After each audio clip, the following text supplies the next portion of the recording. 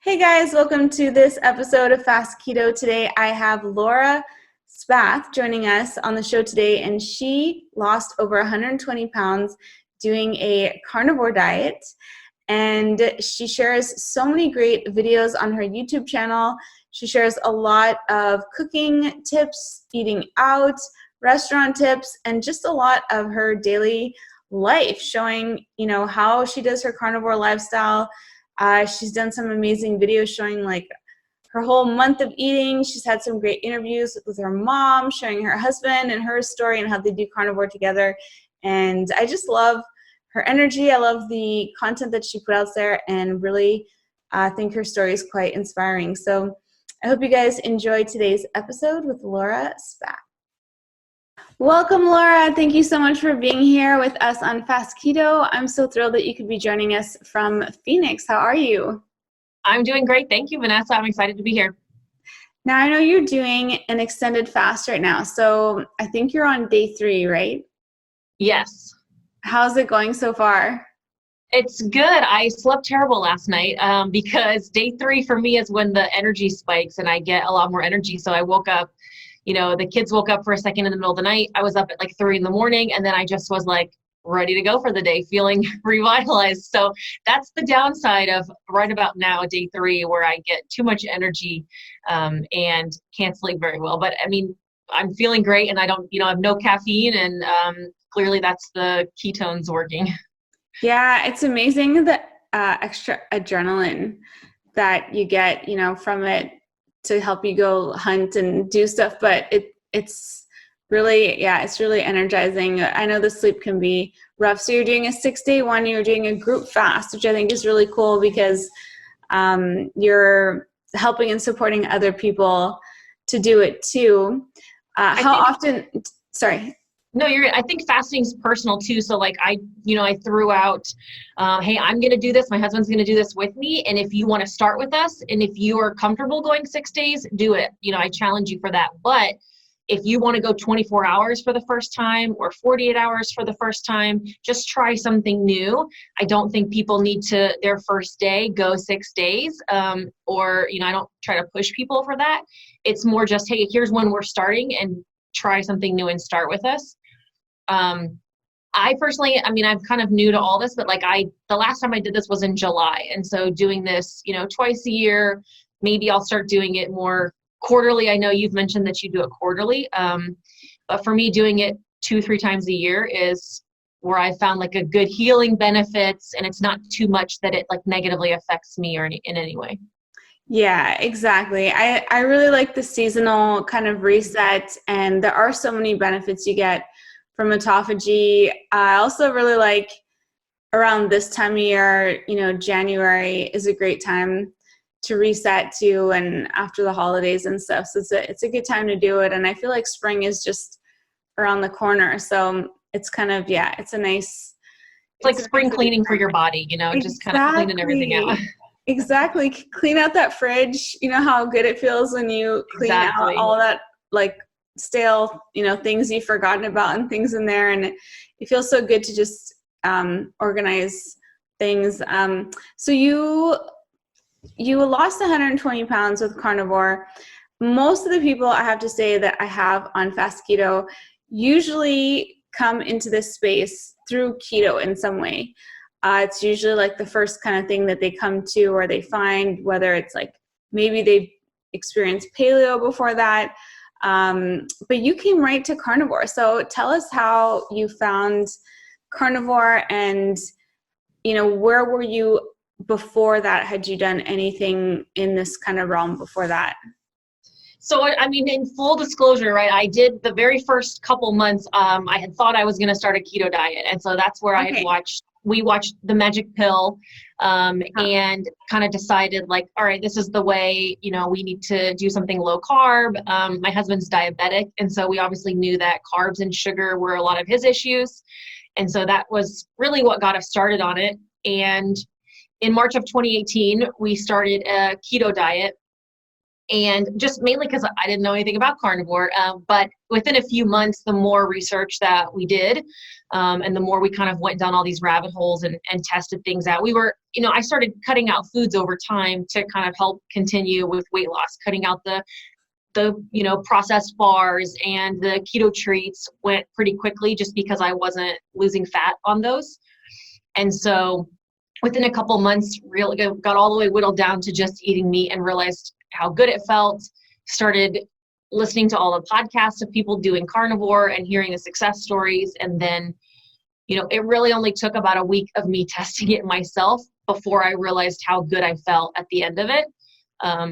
Weight loss was less complicated.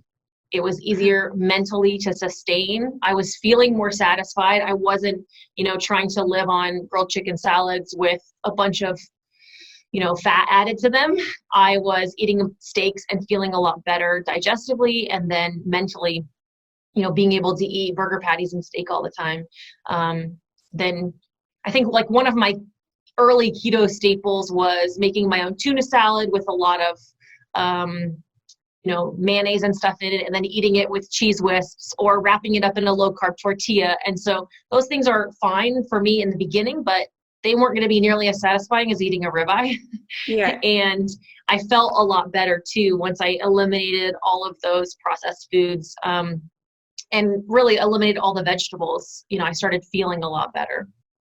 So before that, were you doing kind of a standard American diet? Yeah, I call it the gas station diet. I mean, it was pretty terrible. I spent a lot of time living on convenience foods and packaged foods.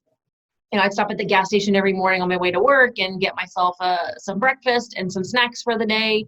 Lunch was, maybe I would go to get a sandwich and chips for lunch, or fast food of some kind for lunch.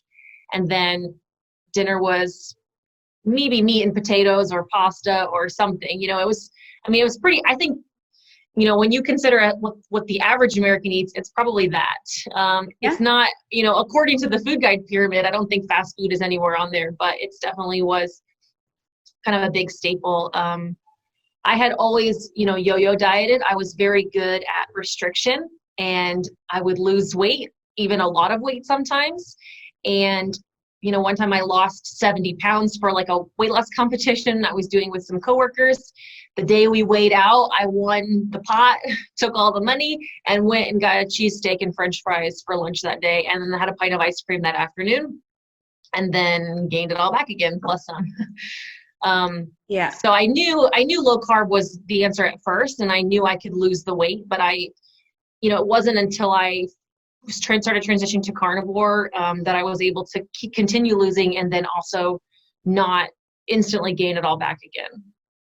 Right. And it's kind of a bit of a shortcut to getting into ketosis, is just going right to carnivore, especially if you do it the way that you have been doing. Like, you are doing OMAD, so you are fasting. I know you do 2 meals a day sometimes, but you fast a lot between your meals, so your body spends a lot of time, most of the day, in the post-absorptive state, in the fasted state. And I know you don't drink coffee, so you're not like adding all this stuff to your coffee, and you're kind of getting yourself into that fat burning state, and also keeping yourself really satiated without having to worry about calculating and tracking things. And I'm curious what your transition was off of processed food and sugar was like for you. Was that a big part of your process, or was it just like an easy thing for you? Yeah, I mean, there's an addiction there for sure. And, I went through a lot of carb withdrawals and sugar withdrawals just coming off of all that.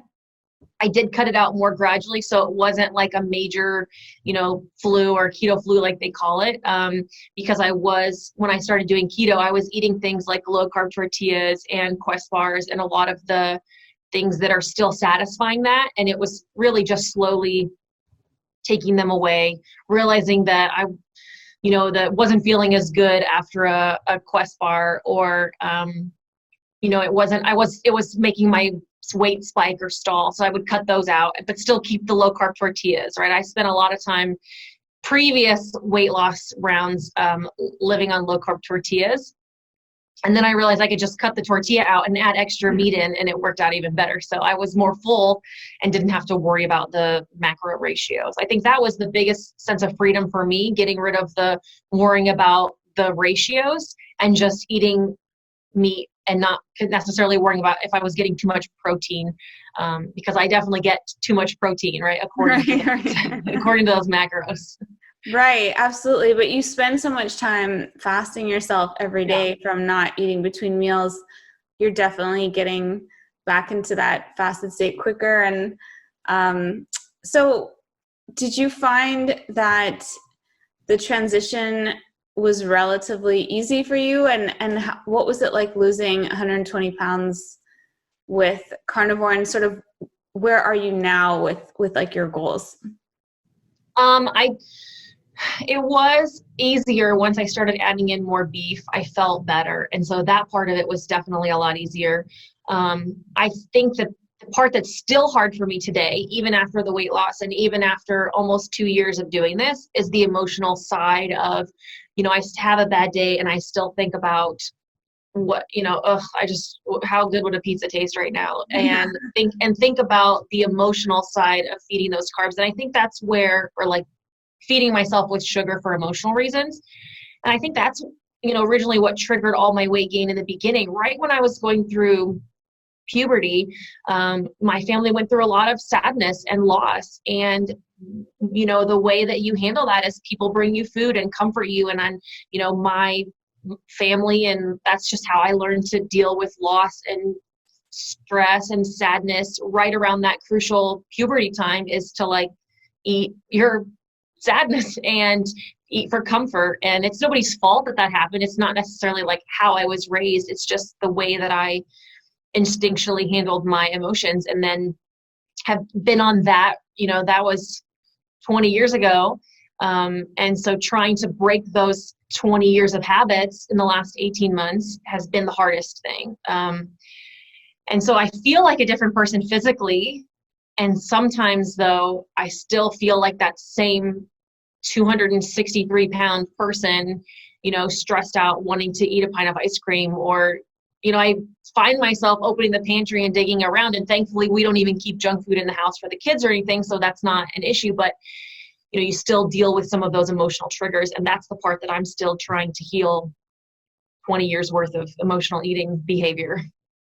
Yeah, I know it's a huge component of weight loss and maintenance, because yes, I know for me, like, I would get results and sabotage them all the time. Yes, it wasn't until I really brought in this like mindfulness aspect to all of this, and really understanding more of myself, my internal dialogue, and just bringing this observation to my inner dialogue. And that part of that component of it is so important, that mental health component of it, for maintenance, or else you can so easily slip back into, like you were saying, coping mechanisms that you used before. I coped with food too. So I know that there's something though about keto and carnivore that makes all of it easier. Like, I don't know what it is in particular. There's a few things that I could probably point to, like your body's getting its essential nourishment needs met, and so it makes you stronger. But then when you're just eating once or twice a day, there's a lot of time in the day that stuff comes up, right? So now doing fasting, like, what's your experience with that? I know you mentioned on one of your posts that it's a time for you to reset on that emotional coping level as well. So what's that sort of been like for you so far? I mean, I think that it really makes me realize that a lot of times we eat out of habit and not out of hunger.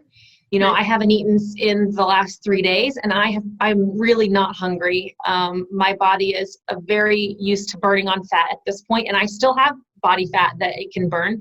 And so that's, spending, yesterday my husband and I spent the day together, and several times we were like, man, not eating's boring. We just love cooking, grilling together and buying meat together. And we were also joking about how the kids are getting the leftovers and stuff from the freezer this week. And so we're going to spend $0 on groceries for the week. And awesome.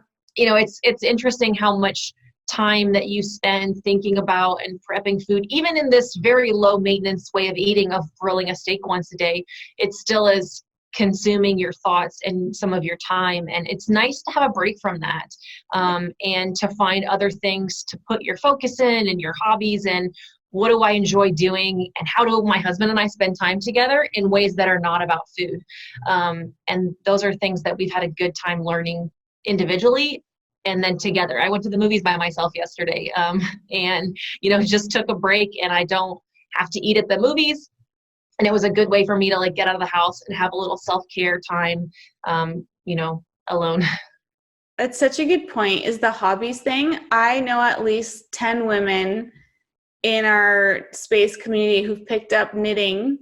Yeah. Who, it's something that I always loved to do when I was a kid. Like, I'll do coloring sometimes when we will watch a show, or just have something else to do with my hands and playing with my phone. Yes.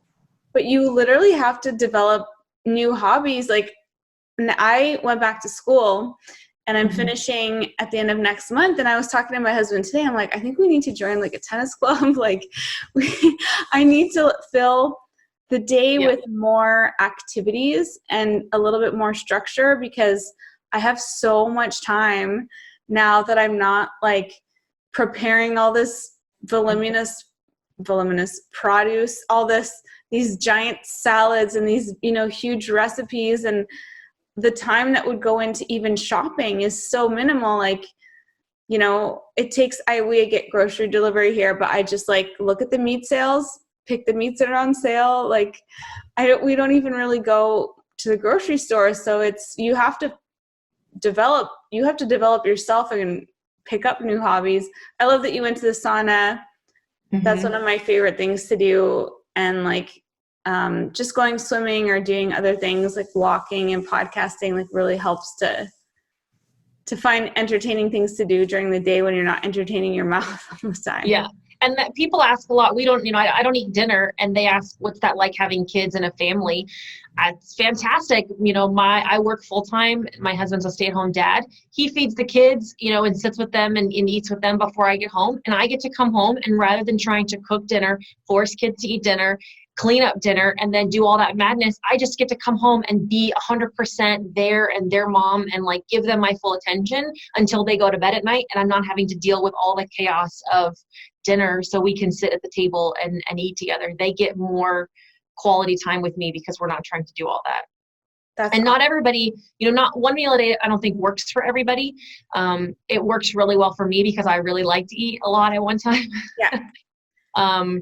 But I think for some people, they feel a lot more comfortable taking maybe the same amount that I eat, but splitting it up over 2 meals, or even 3 for some people. But it just, I don't think that makes as big of a difference depending on your goals.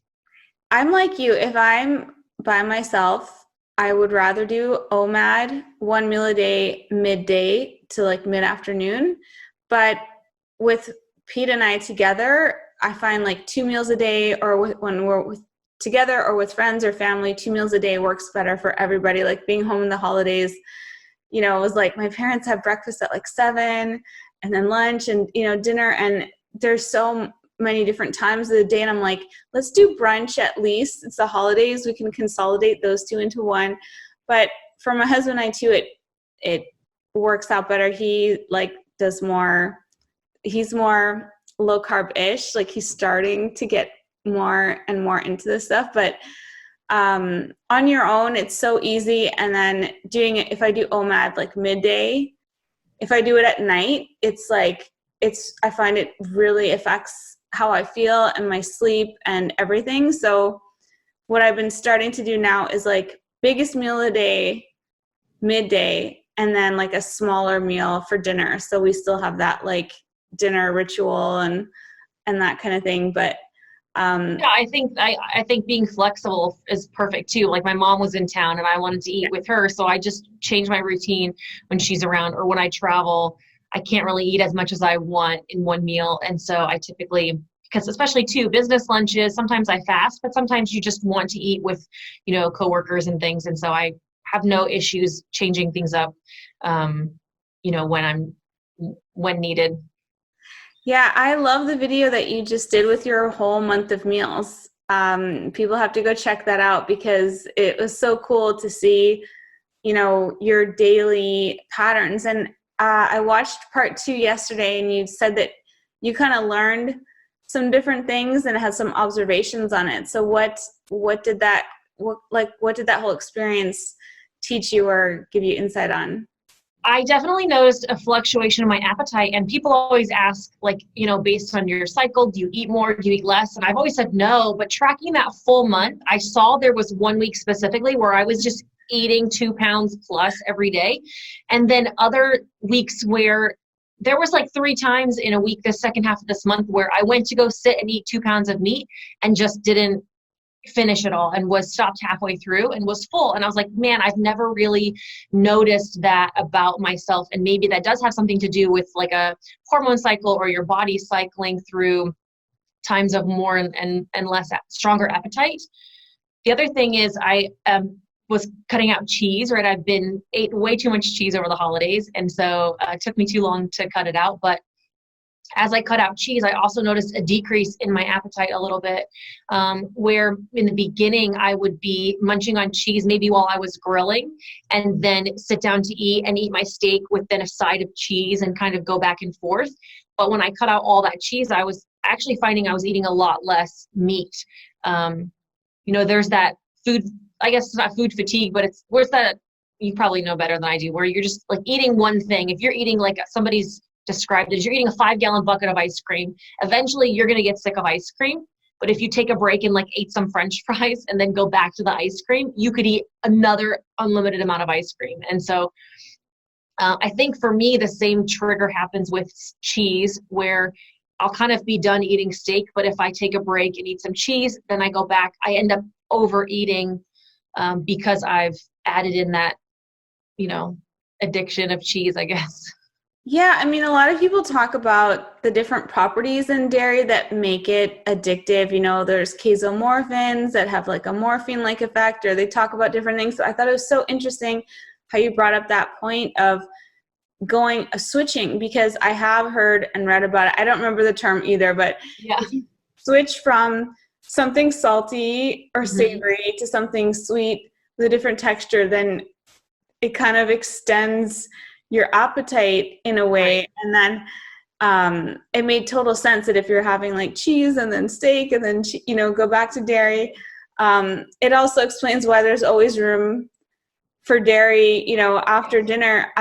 When we were over the holidays, I like to use dairy as my like dessert if we go to like a friend's house for dinner or something, because I know everyone's gonna have this like big ritual of like the salad and then the dinner and then the dessert, and dessert is like an hour process, right? It's like they're preparing it and they're slicing it and they're bringing it, and then you have a so there's all this stuff. So I'll have like most times I'll just have like a decaf coffee if I want to have like some cream in it or something. But this time I knew it was just going to be this whole long process, so I brought Greek yogurt with me, and I knew that they were going to have cheese. And it's like, even though we had all this lamb and everything for dinner, like, and I was totally full and satisfied, I could have finished that entire like platter of cheese plus my yogurt. Like I managed not to. But it's so easy to do with dairy. Like it's so like people say it's, it's the food we give growing babies so that they grow really rapidly. Like I always try to remember that. But I'm lucky too, because my husband is dairy intolerant. So for the most part, I just don't, we just avoid dairy. And it made actually a really big difference for me in being able to maintain better and get better results, was cutting it out, because I don't have that satiety, that intuitive, instinctual feeling like it's never ending. There's never like a point where you're like, I'm done with this like delicious yogurt or cheese. I mean, obviously you can get to that point, but it's not the same as like with like just eating meat or eggs or something. I agree. And for me, I will probably eat it again. I mean, I definitely will eat it again and use it as a treat and as a holiday and a special occasion or a vacation food or a birthday food. I need to just make sure I don't keep it in my day-to-day life, because that's when the scale does go up and up. And doing that for the last couple months, I am not at the lowest weight that I've been. And so that's, something that I've cut it out, and I'm focusing on trying to get back to where I feel best again, because I've let it come in too much in my life. I love how Caitlin Weeks says, treat it as a condiment. It's like, yes, or a treat, you don't have to have a treat every day, but it's nice to have something, once in a while to, especially when you're in like a social situation. So you've always done OMAD, like, has that been your practice since the beginning? It seems like you kind of have a flexibility, like you were saying before, where you do sometimes 2 meals a day, like when you're traveling for work, or if you are with family and you kind of switch back and forth, but you prefer just the OMAD like on your regular day-to-day. Definitely. I think whenever I try to do 2 meals a day, just in my normal day-to-day life, I end up just eating a double big portion, and just eating too much. I think this comes from just me previously eating a lot of food at one time, even though it was processed food, and you get that really full feeling in your stomach of, when you eat a pizza and a pint of ice cream, in one sitting. That's that feeling that makes me feel full and satisfied. And so it's hard for me to mentally be done with eating until I feel stuffed, and trying to eat twice in a day, I just end up getting antsy, or like I get anxious all day. So I either want to like really eat or not eat at all. Yeah, it's but I do have, I try to have some flexibility about it, but I would say pretty naturally within a couple months, I was doing 1 meal a day, and that's just where I feel best. So what is your goal now? Because we could talk a little bit about the difference between carnivore for weight loss and carnivore for maintenance. Like, do you have a specific goal in mind where, you might change things up a little bit once you get to that goal? Like, are you there? I feel like you have still like a goal that you are moving towards. And then at that point, when you're more like at a maintenance level, then maybe that it might look different for you. I feel like I am still figuring that out. I guess it's hard to give a number on the scale because you don't know if that's a healthy number for you, right? I'm 5'8", and in October, or I guess most of last year, I spent time at like 140 pounds.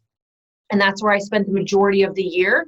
I also was not at that time like having a super regular cycle. And so I think that there was something that was not perfect about that. And over the course of the last several months, I've actually gained 20 pounds. I'm not thrilled with that. It's been a very difficult emotional thing for me to, let that happen, and saying, is that what I'm supposed to be doing?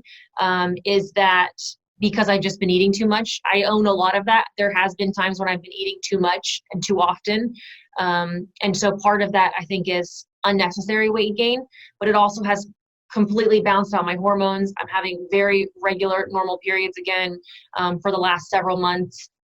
And I'm feeling better. I think when I look at pictures of me from a year ago, I think I look better now. But I still want to know what's a good weight for me. I know I dropped a lot of weight very fast. And so I don't know if I was underweight before. I don't think so, right? Based on my weight and height, shouldn't be considered underweight. I know it could have just been because I lost so much weight so fast. And so this time I'm trying to do it slower and kind of play around with these 20 pounds of what's healthy for me, what's natural for my body. I think there is definitely a natural place that's lighter than I am now, without trying to force my body to be a weight that's not healthy. So I don't know. I think I was eating a lot more often, and a lot more fat and a lot more cheese. And it did help with my weight and all that stuff, but I don't know now, I guess, where the sweet spot is for that. So as far as what my goal is, I would like to be leaner. I would like to feel better. And I want to make sure that I'm still doing that in a healthy way. I want to give a number on the scale. Like I want to say like, oh, I would love to be 130 pounds or 135 pounds, but I don't know if that's, I guess, what's the most healthy thing for me. So rather than trying to force a number on the scale, I'm just going to make sure that I'm eating enough and being healthy and see what comes naturally, I guess. Yeah. Well, you look so healthy and gorgeous. Like you're the picture of health. But I know you have to sort of feel it out for yourself in terms of, Yeah. what that is. And like, I know body scanning can be helpful sometimes for that, to see like where you're at with your sort of body fat or lean Yeah. mass, bone density. Those kinds of things can make a huge difference, because, we do gain back weight, in terms of muscle and bone, doing carnivore. So it's like the number on the scale matters less than ever.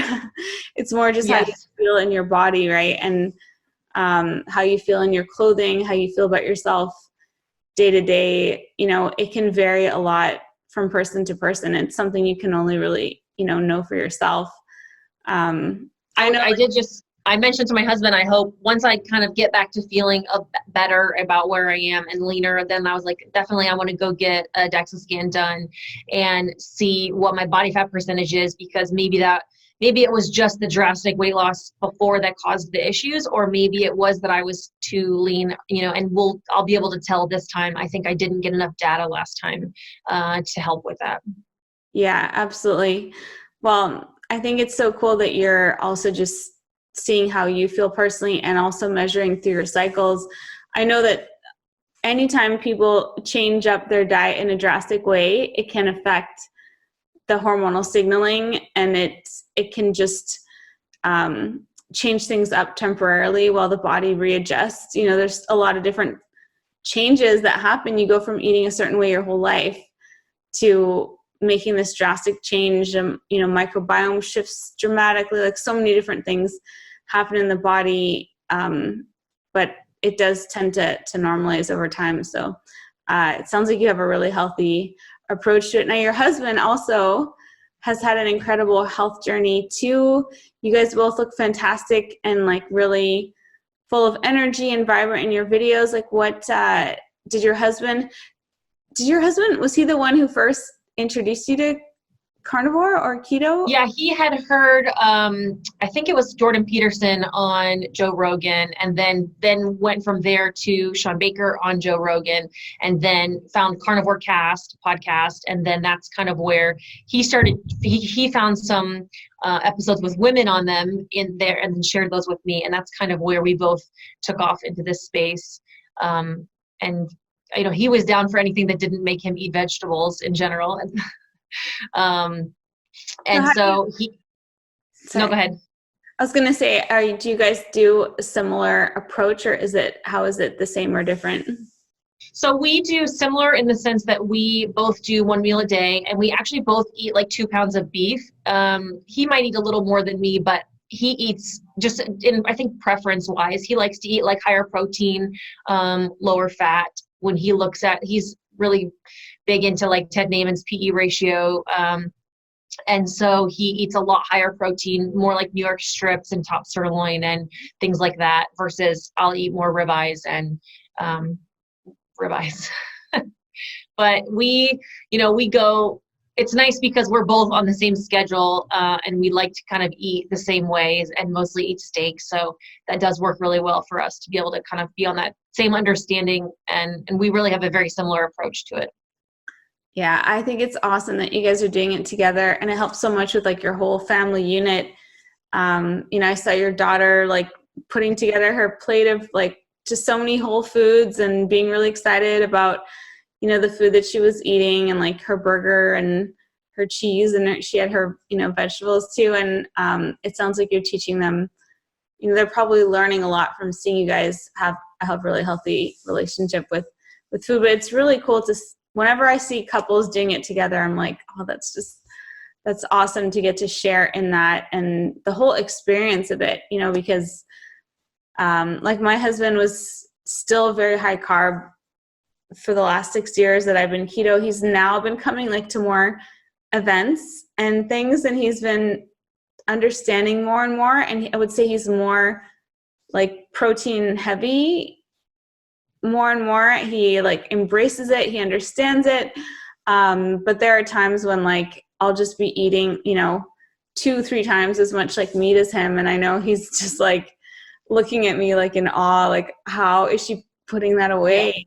But, he eats all this other stuff. So I don't think he has that same connection, instinctual connection with me. Because sometimes he'll even eat like 3/4 of a burger and he's like full. And I'm like, I wonder what his appetite would look like if he didn't have, the fries and bun and, all the other stuff. But yeah, it's really cool that you guys are doing it together and you can support each other in it. And so you're doing this fast together as well. Yeah, I don't think we would have made it this far, either one of us, if we weren't doing it together. We were always the ones who kind of caused each other to like convince, like, we should just order pizza tonight. Be like, we're dieting. Be like, we really should order a pizza.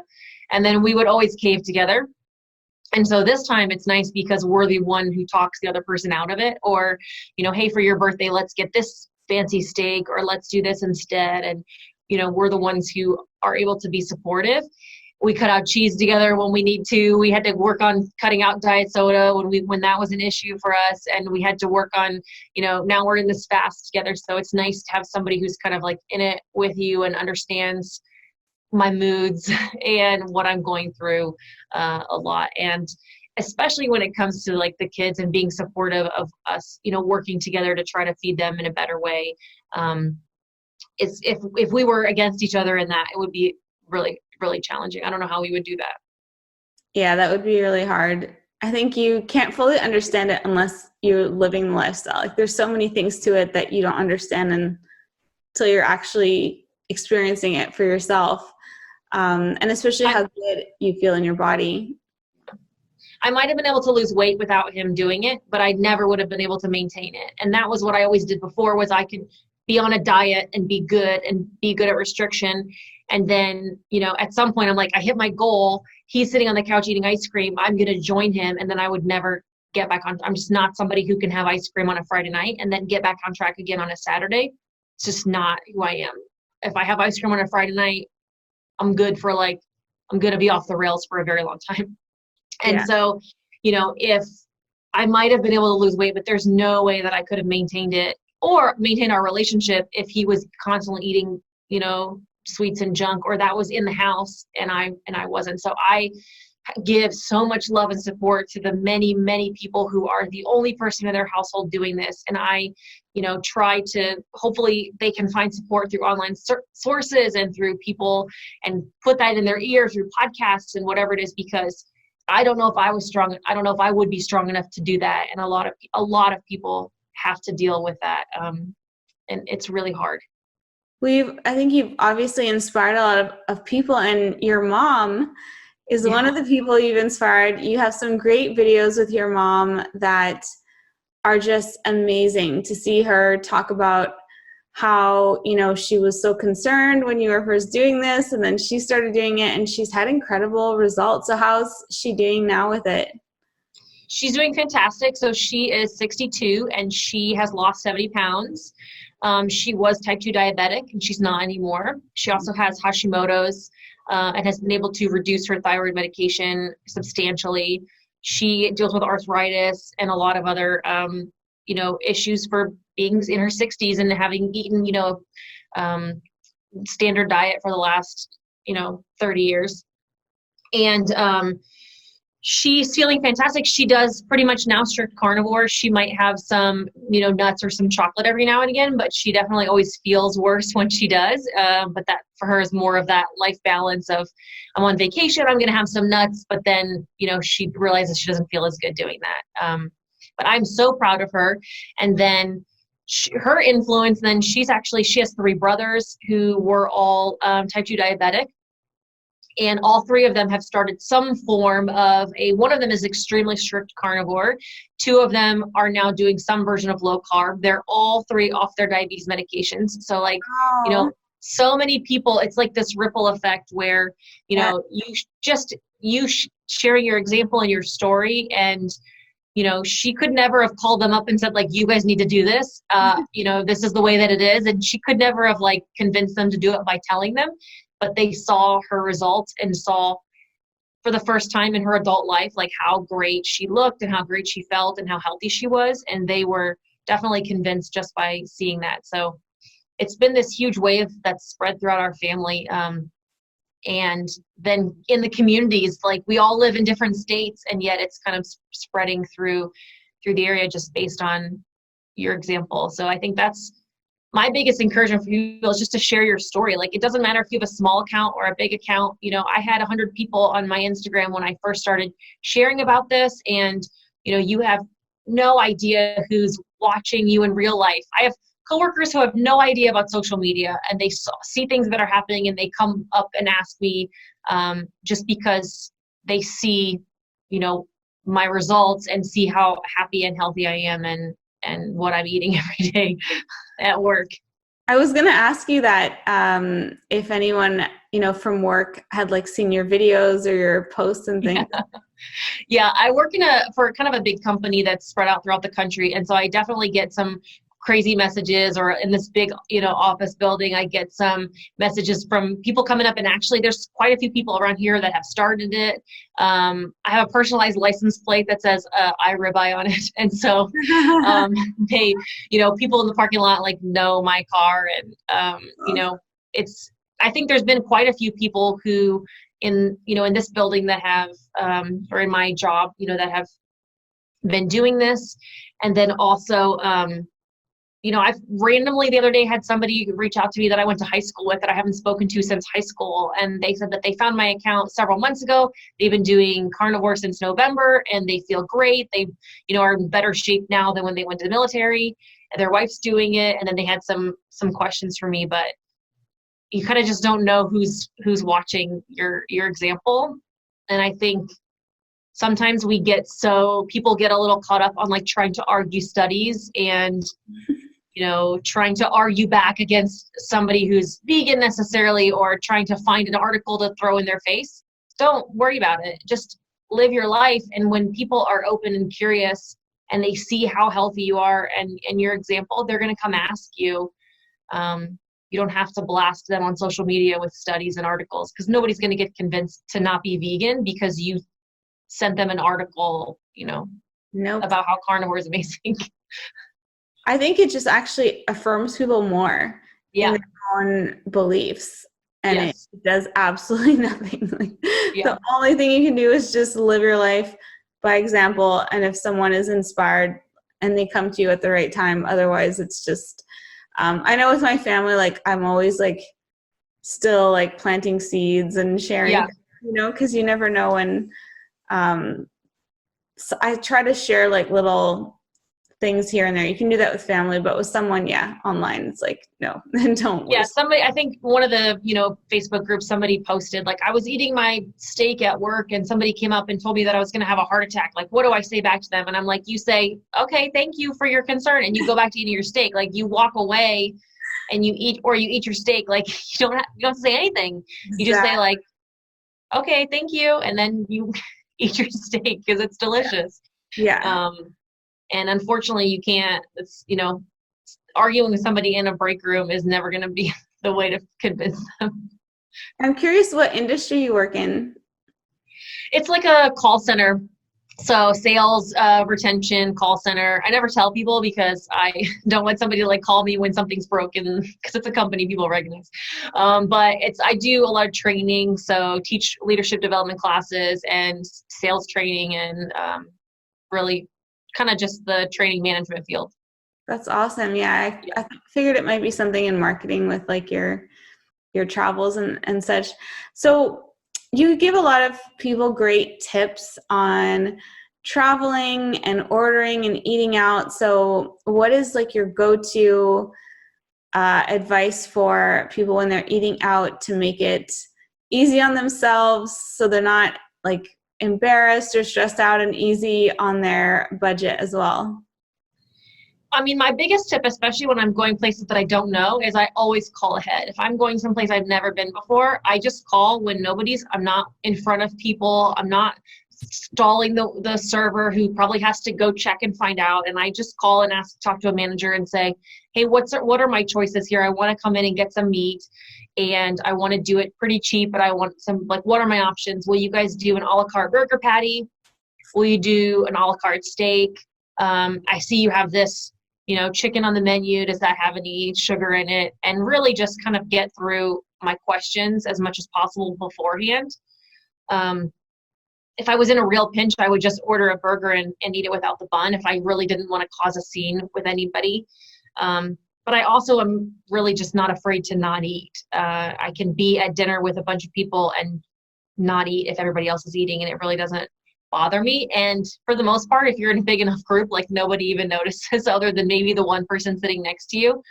But I try to call ahead mostly. The thing about eating carnivore is you can go anywhere for the most part and get a burger with no bun or a steak with no sides, or it's really simple to find some kind of meat somewhere, unless you're at, a vegan restaurant.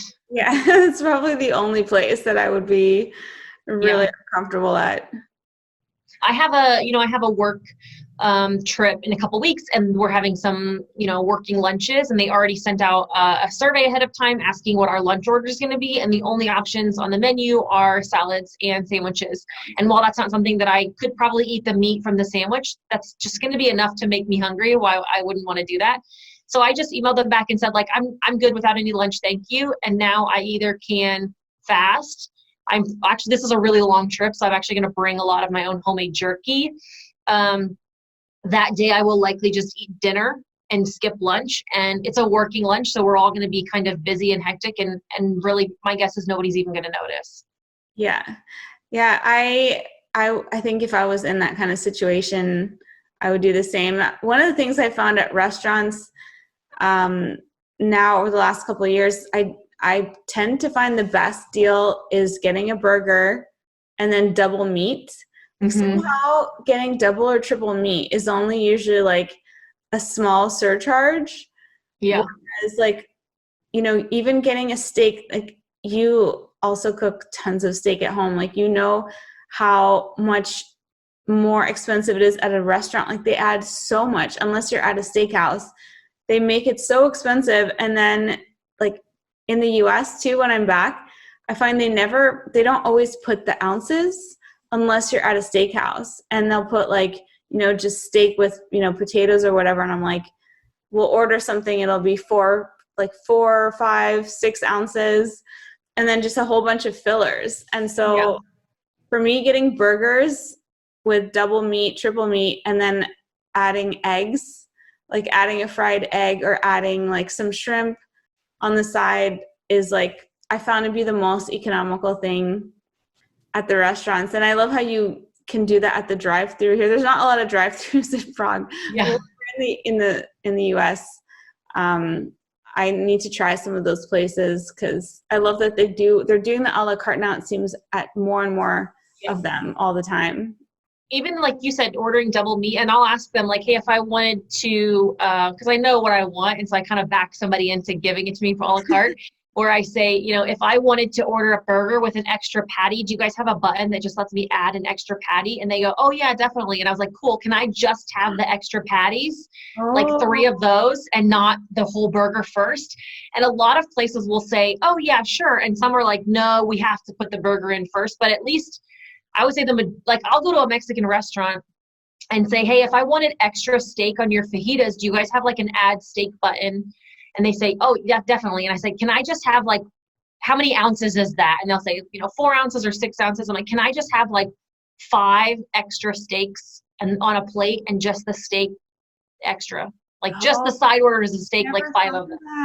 And they're like, oh, that's a go for sure, no problem. And most places are really good about doing that. But like you said, if I can help it, I hardly ever order a steak in a restaurant because it's way too expensive. I'm going to spend $40, $50 for a 1-pound steak, and I could have bought a whole pack of them from Costco, and those are fancy steaks too. Like, yeah, I could have fed myself for a week on steak at home rather than eating at a steakhouse for one meal. It's crazy. The only time I do it now is if we go for anniversary dinner or like some, special occasion.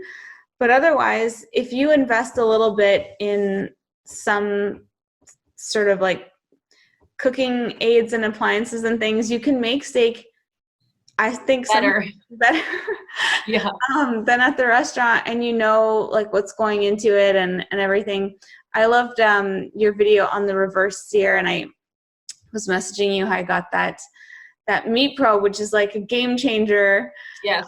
Because I am so over buying brisket. It's so overpriced. It's ridiculous. So I think I'm going to try the first one this week.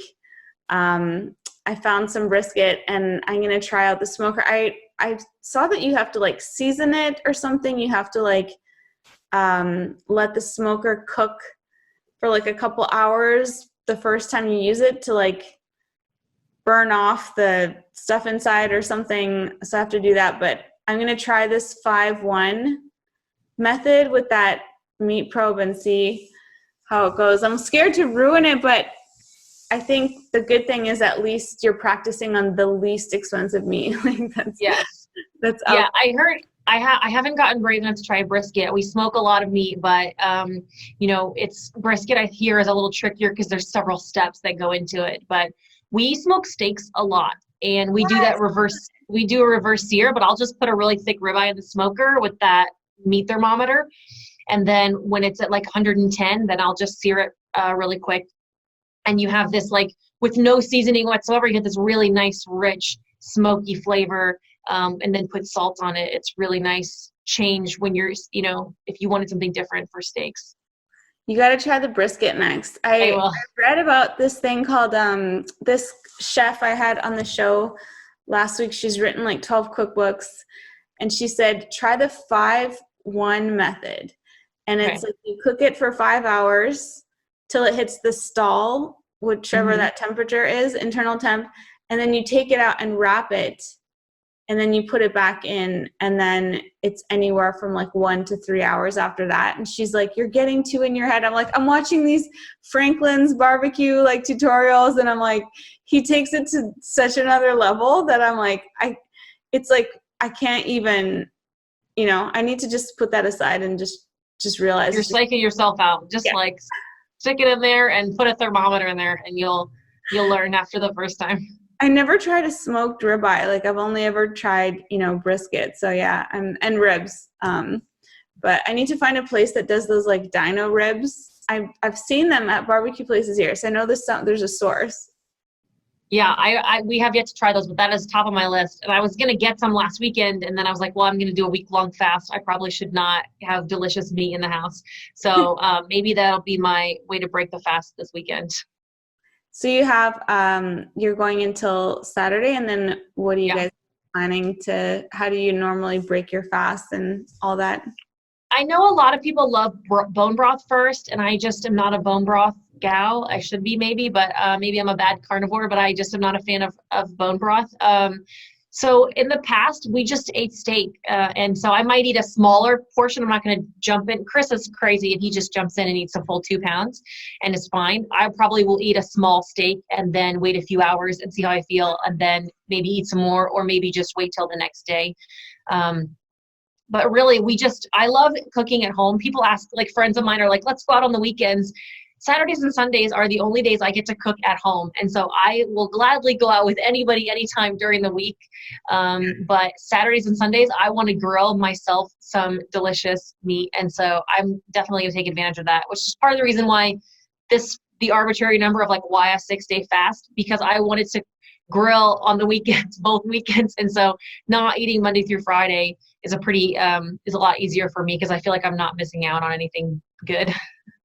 Yeah, I find it so funny when people are like, oh, you have to break your fast with these freshly squeezed juices and like soups made out of like pea juice and like, salads and stuff. And I'm like, I really doubt that our ancestors would have survived long if they didn't eat for a week and then they were like, hold on, I'm not going to have any of that kill. I'm going to go eat some leaves from this bush and then wait a few hours or like make a broth out of their bones and then I'll be okay to eat. I mean, you see animals do it all the time. Like they don't eat for all this time and then they take down like a kill and they just feast. Like it's, Yeah. I mean, yeah. People ask too, like, don't you have to get used to eating food again? And you do, but beef is so easy to digest. Beef is like the easiest thing for your body to digest. And so going straight into beef is almost like giving your body this nice, healing, easy to digest liquid food. Versus if I was trying to break this 6-day fast with some kind of vegetables, like, Lord help me, like that would be terrible on my digestive system. You'd be cramping and have this massive pain and a disaster going on. But the fact that I'm going to break this with beef, that's easy on your body to digest that after so long. Yeah, I like to make chicken liver pate, and I'll break my fast with that, or like liverwurst if I do an extended fast, because it tastes so good. Like everything tastes extra good after, a break too. So it tastes like that much more amazing and delicious. Well, I love your videos. What are you planning on sharing about? I love the time lapse that you did with your month of meals, but it's really cool to see how much you're helping and supporting people who are getting into carnivores, starting out, and then also people who just have been doing it for a while. So what do you have like planned for your channel next?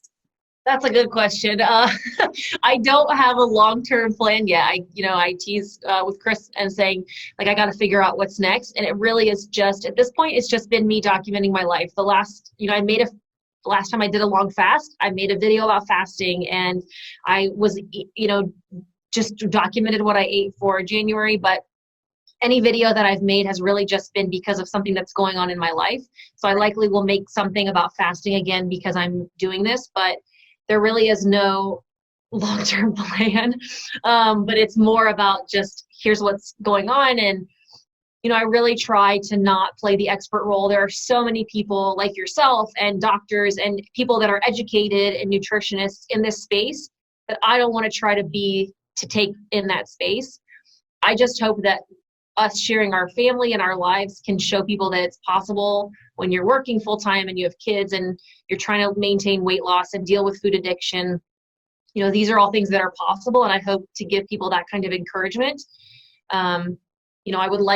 My plan was to do a 1-year maintenance video already at the end of January, but I'm not really there anymore. And so at some point that video will come back again when I can speak to the challenges that I've had around that. So come find me on YouTube and you'll can follow along and see how things are going in the next upcoming months and see how our family handles everything. So tell us where we can find your videos and Instagram and all of that. The best place you can start was YouTube, and that's just Laura Spath. If you just look Laura Spath Carnivore, you'll all pop up. And then same thing on Instagram, Laura E. Spath. It's not very original, but this was kind of I've kind of fell all into this backwards. And so it wasn't really a pre-thought out name. It was more just, that's my name. And have been sharing our story in our lives. Awesome. Well, thank you so much for being on Fast Keto. I really, really appreciate you taking the time. I love the content you put out there. It is awesome and full of like fun energy and so many great helpful tips and things for people. So thank you for the content that you put out there. Thank you so much, Vanessa. Thank you too. I appreciate it. All right, guys, thank you so much for tuning into the episode today with Laura. I had so much fun getting to chat with her about her carnivore lifestyle and all the results that she's achieved with it, and also the fast that she's doing right now for 6 days this week. And it was really fun to get to chat with her and learn a little bit more about her and how she makes all of this work with her family, with her husband, with her career, day to day. And you really got to go subscribe to her YouTube channel. It is fantastic. She puts out really, really great, thoughtful videos and a lot of great content on Instagram as well. So if you are interested in trying out keto with me as your coach and guide, you can go to ketogenicgirl.com. I have full meal plans there. I have the pre-order link available now for my carnivore meal plans, which are going to be out this spring. And I also have a full range, the original 20-day challenge program, the phase 2 plans, all of those meal plans come with my support for any questions that you have in our Facebook coaching group. So I would love to support you in your journey, help you get the results that you want to see and get to your goals. And you can do that through ketogenicgirl.com, and feel free to send me a message over on Facebook at the official Facebook page, The Ketogenic Girl, or on Instagram. Send me a DM with a question about the program if you want to learn more about it. I would love to hear from you and talk about your goals. So until the next episode, wishing you a fat-fueled rest of your day. Thanks for watching.